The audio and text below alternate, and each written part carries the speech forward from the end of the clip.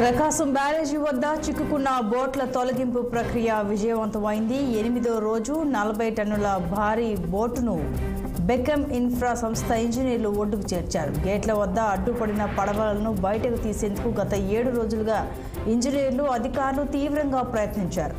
2 పడవలు ఇనుప గడ్డలతో అనుసంధానించి వాటిని అదనంగా మరో 2 భారీ పడవలు అనుసంధానించి బోటును బయటకు లాగారు.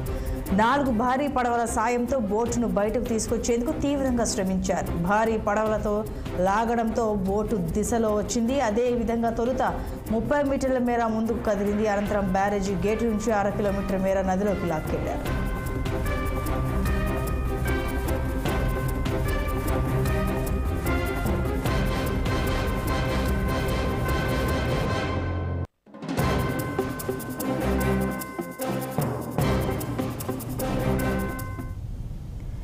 ఇక మరింత సమాచారం మా ప్రతినిధి కృష్ణ అందిస్తారు. కృష్ణ, ఈ బోట్లు వెలికి తీయడం కోసం ప్లాన్ A, B 2 ఫెయిల్ అయ్యాయి. తర్వాత అయితే ఎట్టకేలకైతే బోట్ని బయటికి తీసుకొచ్చారు. ఇంకా మొత్తం వివరాలు ఏంటి?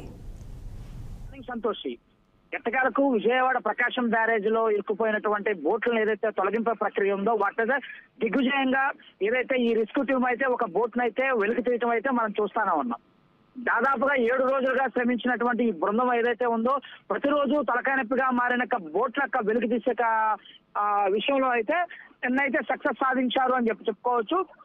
Plan A, plan B, plan C ఈ 3 బిడ్చుకోవడంతో ప్లాన్ D ని ఏదైతే 3 కంపెనీలు ఇటు కచ్చులూరి అబ్బులు టీమ్ తో పాటు ఇటు బెకమ్ కంపెనీతో పాటు ఇటు విశాఖపట్నం నుంచి వచ్చినటువంటి ఒక బృందం, ఈ 3 బృందాలు కూడా సంయుక్తంగా నిర్వహించిన ఈ ఆపరేషన్ ఏదైతే పెద్ద బోట్లను 2 బోట్లను తరలించి వాటికి మధ్యలో ఒక ఐరన్ గడ్డల్ని అమర్చి ఆ విధంగా అంటే సరికొత్తగా ప్రయోగంగా ఆ కింద ఏదైతే అడుగులో ఉండిపోయినటువంటి ఆ 3 బోట్లని పైకి తీసే ప్రక్రియలో మాత్రం ఒక ఏదైతే తిరగబడిందో ఆ బోట్ను అయితే సక్సెస్ఫుల్ గా అయితే నిన్నైతే బయటకు తీశారు.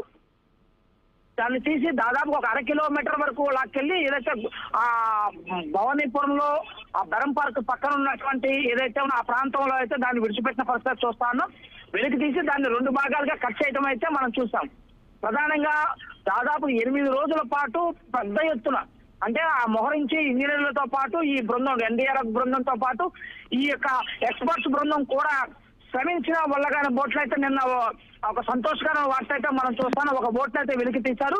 ఇక రిమైనింగ్ కింద ఉన్న 2 బోట్లను కూడా వెలికి తీసే ప్రక్రియలో ఉదయం నుంచి కూడా మళ్ళీ దానిపైనటువంటి శ్రమిస్తున్నారు ఈ యొక్క నిపుణులు అయితే. దాదాపుగా మరొక 2 రోజుల్లో మొత్తం బోట్లన్నీ తొలగించే ప్రక్రియ పూర్తవుతుందని చెప్పేసి ఇక్కడ ఉన్న ఇంజనీర్లు అయితే చెప్తున్న పరిస్థితి మనం చూస్తాం. 2 నిమిషాలు. Santoshi. Right Krishna, thank you.